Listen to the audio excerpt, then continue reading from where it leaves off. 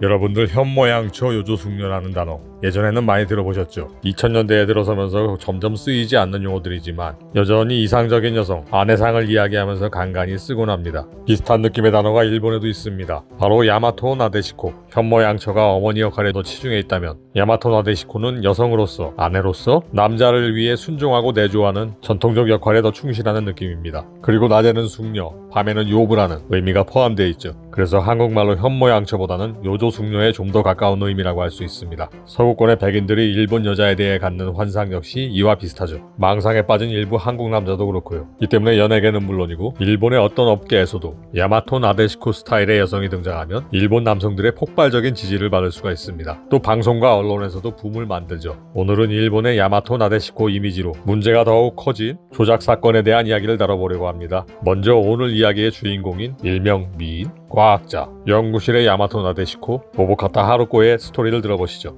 연구실에서 가운 대신 할머니가 준 앞치마를 두르고 단정한 스커트 차림의 여성스러운 외모와 조신한 말투를 가진 여성 과학자. 현실에선 존재하기 어려운 남자들의 망상에 가깝겠죠? 하지만 실제로 그런 인물이 일본에 있었답니다. 그 주인공은 연구실의 꽃, 21세기 야마토 나데시코라 불리던 오보카타 하루코. 그녀는 대기업 임원인 아버지와 교수인 어머니를 둔 부유한 가정에서 자랐어요. 와세다 대학 이공학부 음용화학과에 입학해 2006년 대학원에 진학하고 일본 줄기세포 연구권위자 야마토 마사유키 연구실에 들어가는 등 학자로서 순조로운 길을 걸었죠. 그녀는 야마토 교수의 추천을 받아 하버드대 찰스 버컨티 교수의 연구실에 유학하게 되었어요. 당시 그녀에 대한 버컨티 교수의 총애를 빗대 그녀는 버컨티의 천사로 불렸답니다. 미국에서의 연구 성과를 바탕으로 그녀는 일본 학계에서 이례적으로 빠르게 27세인 2011년 박사학위를 취득했어요. 그리고 30세가 되던 2014년 1월 세계 최고의 권위를 자랑하는 네이처지에 일명 만능줄기세포 연구 성과를 발표하면서 세계적으로 엄청난 주목을 받았답니다. 일본 언론에서는 그녀의 연구 성과보다 여성학자라는 특수성과 여성스러운 이미지에 주목해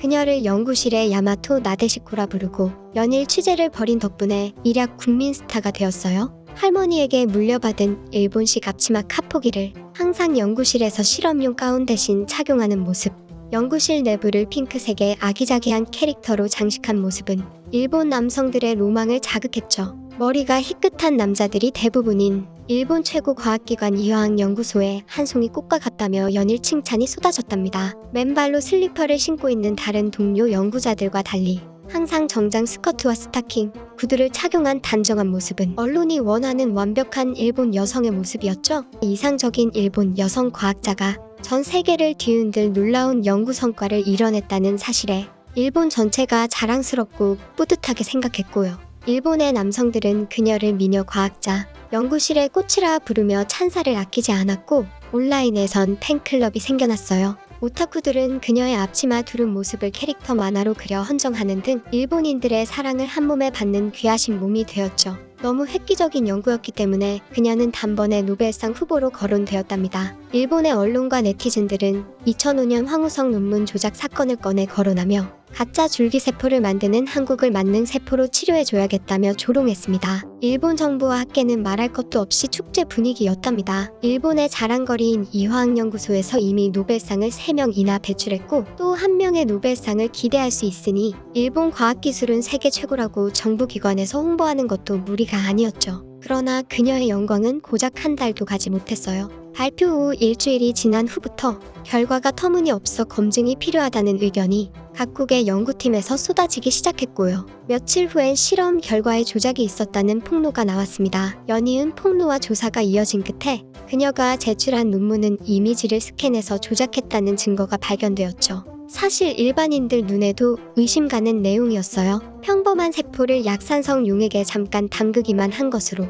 어떤 세포로도 변하는 만능세포를 만든다는 자체가 망상에 가까웠으니까요. 그러나 그녀의 놀라운 성과와 일본 여성의 상징이라는 이미지 메이킹에 일본 정부와 학계, 일본인들은 이런 의심을 묵살했죠. 그때마다 하버드 대학 연구팀이 설마 틀렸다는 말이냐? 라면서 입을 틀어 막아버렸고요. 결과적으로 그녀를 지도한 하버드 대학의 버컨티 교수마저 각본에 동참한 것이라 봐야겠죠. 전 세계 연구팀들 모두가 검증 불가능하다면서 논문의 철회를 요구하는 목소리는 늘어갔고 결국 일본 이화학연구소는 결과에 중대한 오류가 있어 1년간 검증 후 조치하겠다는 발표를 내놨습니다. 조작 이미 드러났음에도 즉시 논문을 철회하지 않는 모습은 일본 정부와 학계의 체면이 깎인다는 치졸한 속셈이 적나라하게 드러났기 때문에 세계적인 조롱과 비난을 피할 수 없었죠. 이 상황에도 오부카타 하루코는 기자회견에서 단순 실수일 뿐이라고 변명으로 일관했고요. 그 뒤로도 계속 만능 세포는 있다 라고 주장하며 빈축을 샀죠. 그리고 그동안 꾸며낸 야마토 나데시코 이미지의 허상이 적나라하게 드러났죠. 애초에 생물학 실험실에 멸균된 의료용 가운이 아닌 세균 덩어리 오래된 앞치마를 입는 것 자체가 몰상식한 행동이었거든요. 연구 중인 세포 모두를 오염시킬 수 있으니까요. 아기자기하게 연구실을 꾸민 모습도 마찬가지. 언론 매체 인터뷰를 위한 조작된 연출임이 밝혀졌고요. 그녀의 실제 성격은 조신하고 여성스러움과는 거리가 멀고 자기 중심적이며 자아도취가 심했다는 증언도 나왔죠. 그리고 출근할 때마다 수십 개가 넘는 명품 가방을 매일 바꿔 들었고 입고 있는 옷이나 구두 역시 명품 브랜드가 아닌 것이 없었다고 합니다. 소박한 나데시코의 모습은 어디에도 없었죠. 그녀의 이미지를 포장하는 데 앞장섰던 사실상 각본가인 그의 지도교수 사사이 요시키는 그녀를 키웠다는 공로를 무기로 이화학연구소 차기 소장 자리를 노리던 야심가로 밝혀졌어요. 결국 명예를 잃고 비난의 표적이 된 사사이 소장이 유서를 남기고 자살하는 것으로 조작극의 정점을 찍었습니다. 사태가 이 지경에 몰리자 그녀는 잠적 후 결국 자진 퇴사 처리되었고요. 박사학위를 박탈당하는 것으로 희대의 조작극은 막을 내렸답니다. 하지만 2016년 여전히 블로그에 만능세포가 있다는 주장과 함께 에세이 책을 출간하는 등 정신 못 차린 모습을 보이고 있어요. 만들어낸 이미지와 연구 성과 조작으로 과시욕을 채우려 했던 여성, 학계의 명예와 권력을 탐하던 그의 스승 야마토 나데시코라는 일본인들의 로망을 극도로 자극해 부풀려진 이미지를 만들어 상품화했던 언론, 실적에 고무되어 검증도 하지 않고 대대적으로 선전하고 업적 홍보에 급급했던 일본 정부와 학계, 그리고 이상적인 일본 여성에 대한 망상과 삐뚤어진 우월주의로 집단 지성을 상실해버린 일본인들 모두가 패자이고 망신스러운 해프닝으로 두고두고 기억될 일이겠죠. 네, 2014년에 발생한 속칭 일본판 황우석 사태, 논문 조작 사건에 대한 이야기를 풀어봤고요. 일본인을 보는 여러 관점에서 생각할 수 있기 때문에 한 번쯤은 다뤄볼 만한 내용이라 생각했습니다. 저 당시 제가 일 때문에 일본에 있을 때였는데 TV로 내용을 봤거든요. 느낌이 뭐야 저거, 완전 물로 가는 자동차네. 물로 가는 자동차 아시죠? 사실 많은 분들이 알고 있는 것처럼 일본이 한국을 확실하게 앞서 있는 분야가 순수 학문, 자연과학 부분이죠. 한국은 철저히 가성비 만능주의로 접근하기 때문에 탁월한 응용과학 수준에 비해 현재 국가 발전도와 경쟁력에 비해 순수 학문과 자연과학 인프라는 많이 소외되어 있는 게 사실입니다. 당장 못 써먹으니까요. 이런 자연과학 순수학문 부분에서는 일본 특유의 오타쿠스러운 정신과 나사 빠진 장인 정신이 드물게 좋은 쪽으로 발휘되는 분야거든요. 그래서 일본의 노벨상 수상자 숫자만 봐도 그렇고 자연과학의 깊이와 성과는 세계적인 수준인 걸 부정할 수 없습니다. 그런데 그런 경쟁력 있는 모습과 동시에 일본 특유의 꼴통스러운 병폐들까지 저 사건에 다 녹아있는 거예요. 그래서 참 기억에 남았습니다. 다들 입으로는 현대의 야마토 나데시코는 없다 이러면서 실제로는 그 망상을 다들 버리지 않는 거니까. 그래서 저렇게 열광하게 된 거죠. 애초에 주방 앞치마를 연구실에서 입는다는 게 말이 됩니까? 저건 컨셉이고 연출이죠. 그런데 다들 붐이 생기면 맹목적으로 집단 최면에 빠지는 일본인들 특유의 모습이 저기서 드러난 거죠. 지금이야 철저히 은폐하고 언급 자체를 꺼리고 있지만 일본 웹에서 업데이트된 내용들이 있나 찾아봤는데 2021년, 22년에도 간간히 어이없는 반응이 있었어요. 잠시 볼까요? 만능세포가 있다고 가정하고 연구를 진행시키는 것은 과학자라면 당연한 행위지. 과학자로 자존심이 있기 때문에 조작이 아닌 실수라고 하는 것을 믿고 싶어. 그녀는 이 실패로 포기하지 않고 연구를 계속하려고 했지만 세상이 그것을 용서하지 않았어. 과학적인 진보의 길을 닫아서는 안 됩니다. 다시 세포 연구에 기회를 주는 게 좋지 않을까요? 만능세포의 발견이 진짜였다면 일본의 생물학은 엄청난 기회를 놓쳐버린 것인지도 몰라. 더 이상 앞치마를 입는 모습은 보고 싶지 않아. 다시 만능세포를 발견해 준다면 죄를 씻을 수 있다고 생각해요. 저 여자의 앞치마로 입을 막아버리고 싶었어. 하지만 생각해보면 그녀에게 강요한 지도교수 사사이가 남자답게 죽음으로 사죄하고 책임을 졌으니 본래 이관여로 돌아가 스승에게 사죄의 뜻으로 연구 성과를 바쳤으면 한다.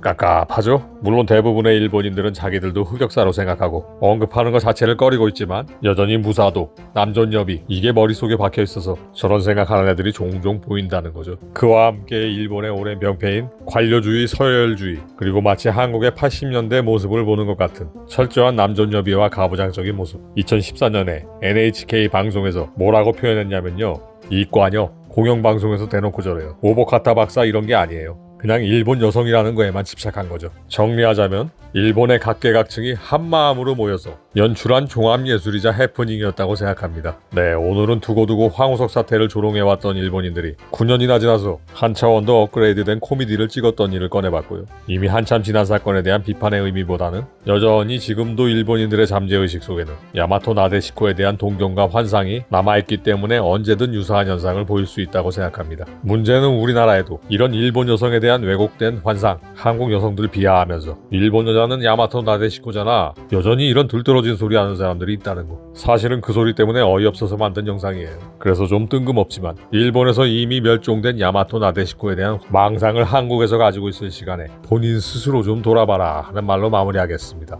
영상이 재미있었다면 구독과 좋아요, 영상이 정말로 마음에 들었다면 슈퍼땡스를 통해 후원해주셔도 감사히 받겠습니다. 슈퍼땡스를 후원하는 방법은 지금 화면에 나오는 대로 내용을 참조하셔서 직접 후원할 금액을 선택하실 수 있습니다. 슈퍼땡스로 후원된 금액은 전액 어려운 이웃들을 위해 기부할 예정입니다.